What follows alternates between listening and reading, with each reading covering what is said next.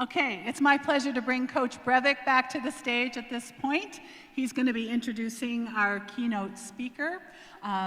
Cedar is not able to be with us tonight because he's in the throes of some very important times in his preparation for making the U.S. national team, and we're all on his side with that and supporting him. But Peter will tell you a little bit more about Cedar. Here's Peter Brevik.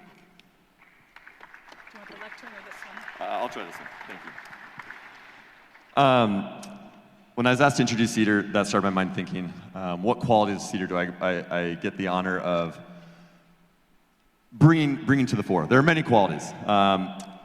Many people might think of Cedar. Those who, I guess, raise your hand if you got to row with him, if you were ever in a boat with him. Okay? A number of people get to raise their hands.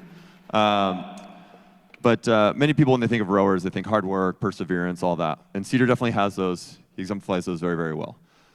But the thing that came to mind for me, given that he started rowing in the fall of 2020, when, as you guys might remember, things weren't exactly normal, was trust. Cedar trusted that we were going to be able to row, because at that point in time we were erging outside, 25 feet apart. Okay, so he didn't even get on the water until after he'd rowed a couple 100,000 meters on the erg.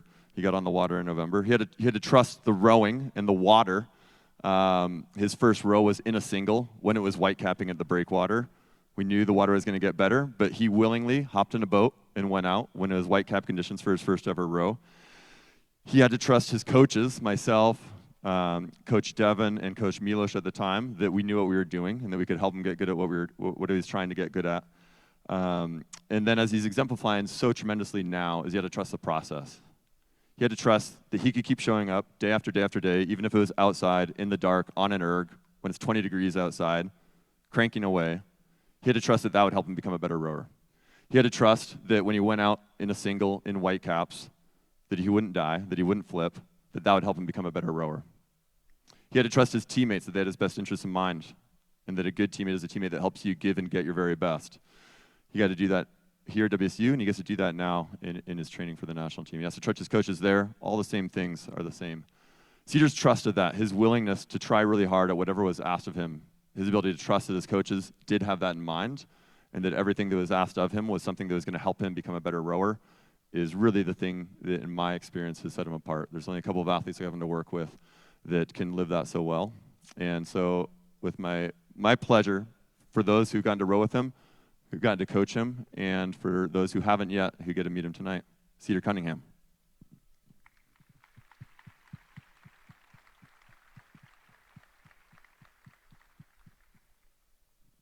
And again, he's zooming in. For the introduction. There we go. Thank you, everyone, for having me. And as Peter mentioned, I started with Cougar Crew back in the fall of 2020, my sophomore year. And returning back to Poland that August, I took all virtual classes and began my rowing journey on an erg 6 feet apart from everyone else. And so while it's not my first choice to be giving this presentation virtually, I think it's very fitting since it's how it all began for me. I sincerely wish I could be there, but next weekend is an incredibly important event for me. I'll be competing in the winter speed order events here in Sarasota, Florida. And if everything goes to plan, I'll be invited to national team selection camp for the World Cup and World Champs. And my target is to make the national team this year.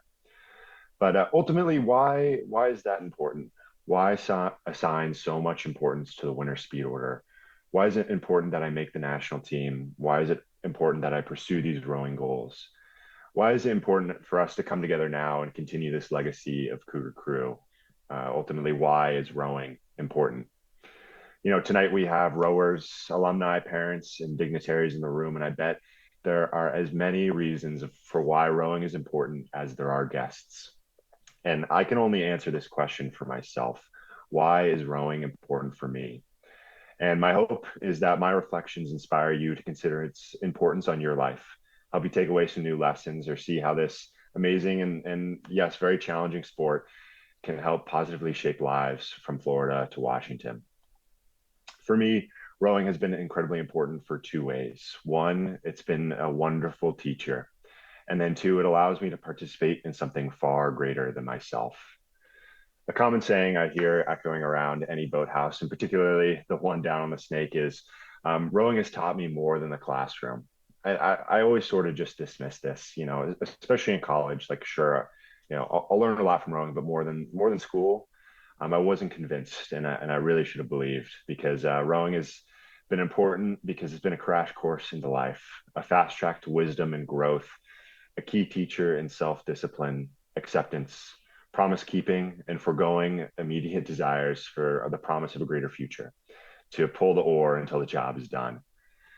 And in reflecting on this presentation, I'm reminded a lot of my time in Pullman. And I started to think about the sunny days on the Snake River, the van rides down to the water, the nice glass down there, and ripping up shirts into muscle tees thanks to Sean Sweat, former Commodore. And I started to think about all the practices I had.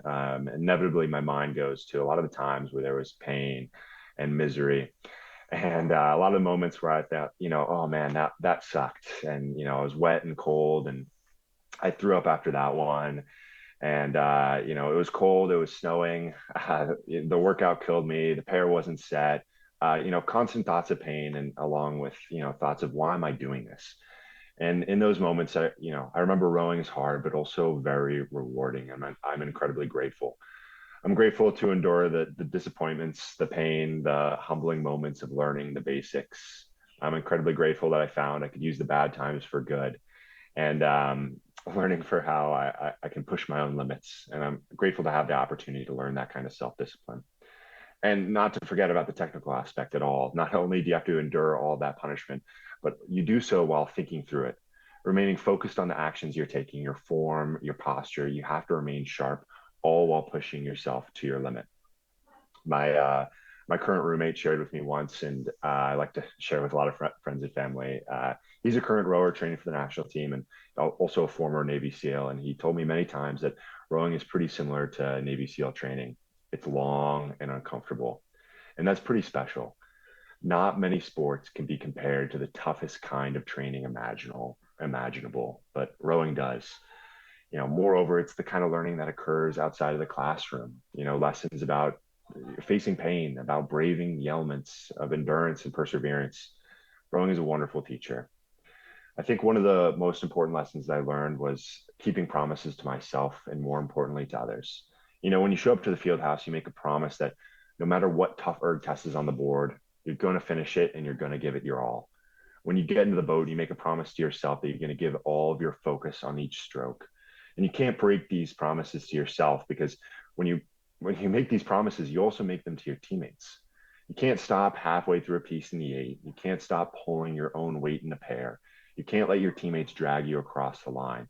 Every time your hands grab the oar, it's a promise to everyone else that you're going to give it your all.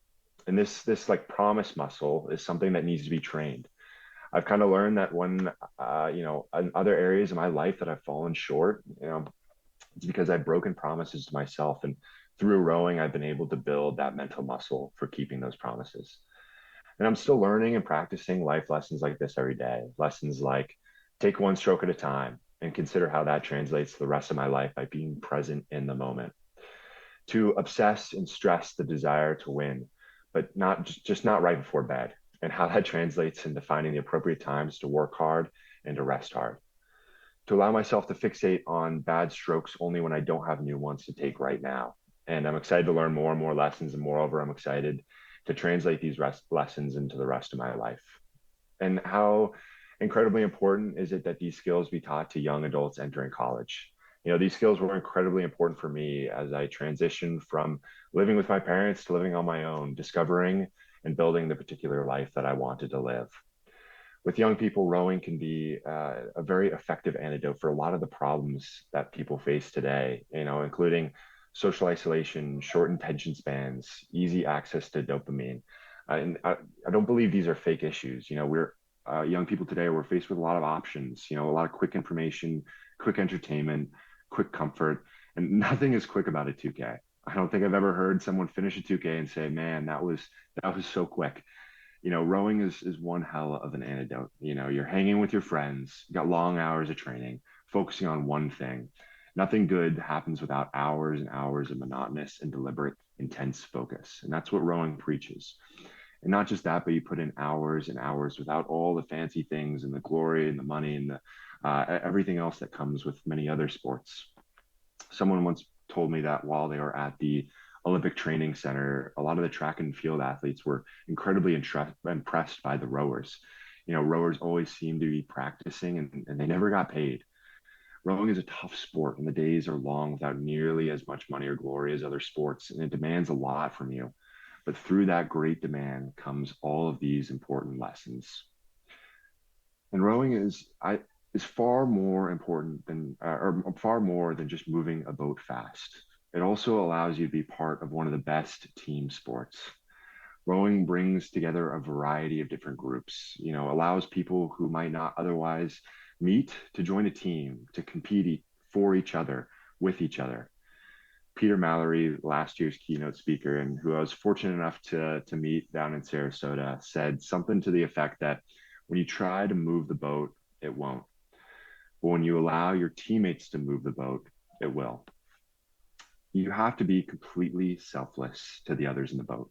You have to move with them, set it up so that they can win, that you all can win.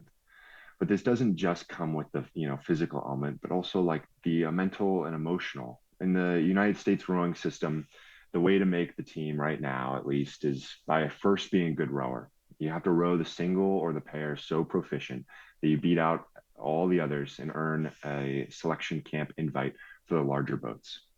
With this comes a collection of guys who might know each other, but are not quite teammates. They don't know, they might know how to physically row well together, but they don't know how to interact with the other person in order to get the boat going. You see, in rowing, you really have to have this cohesion. You need the other people or other person in the boat to work extremely well together. And that doesn't necessarily mean getting along, but it just means working together. In other team sports, you might see this wonderful cohesion, this wonderful synergy. And it says like a quarterback and a wide receiver, they're going for back-to-back completions, full trust in each other that the quarterback is going to place the ball right where the receiver can catch it, and full trust that the receiver will catch the ball no matter what. In rowing, that synergy is an absolute must.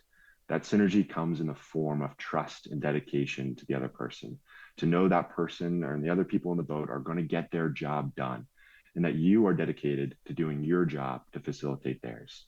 You focus beyond yourself on others, on the team. Rowing may be the ultimate team sport, but those team building effects carry well past the boat. One of my good friends this past year missed Olympic qualification in the U.S. quad by 0.13 seconds. And he told me how he did regret how selfish he found his own rowing journey to be. He sacrificed a lot of time with loved ones, sacrificed weddings and birthdays. And while one may see their rowing journey as such, an endeavor for themselves, I see it differently. I don't see it as selfish, but as contributing to something larger than yourself, a relationship builder, a way to take part in a wide community. And as I watched him on television racing in the Lucerne qualifying heat, I was happy to cheer him on, and I felt like I was right there. It was an exciting experience. All these emotions that we can relate to, sharing those experiences connects us. It excites us. Even people in our lives who haven't rowed, are they not interested in the stories and the achievements? Do they not find the same joy of winning, and do they not understand what drives us to do what we do every day? And even now, we come together to celebrate this one program, this one team, this one experience that we can all share. And I sincerely hope that my thoughts about what this sport has done for me and where it has taken me, like, help you to recognize the importance of rowing is not just theoretical. It's not just some athletic fantasy. Those long hours on the snake have allowed me to achieve some pretty incredible things in the sport and strive for even more. And as I head into the next chapter of my life, I'm committed to competing in the World Championships, developing more racing experience abroad, striving for the 2028 LA Olympic Games. And all my achievements thus far and aspirations going forward can be traced back to Pullman. From my teammates pushing me to my limits, from my coaches, Devin McCornack and Peter Breivik, demanding excellence and teaching lessons beyond the boat, from the facilities and boats that allowed me and the team to compete and race to the best of our abilities, and of course to all the alumni that continue to support the program. The program has already excelled immensely since I've been training there, and my hope is that Cougar Crew will go on and win some championships, break some erg records, and even create a pipeline for athletes to strive for the national team. And this all can be done. Yeah, again, thank you guys for all of your support for the program and support for athletes like me. Go Cougs.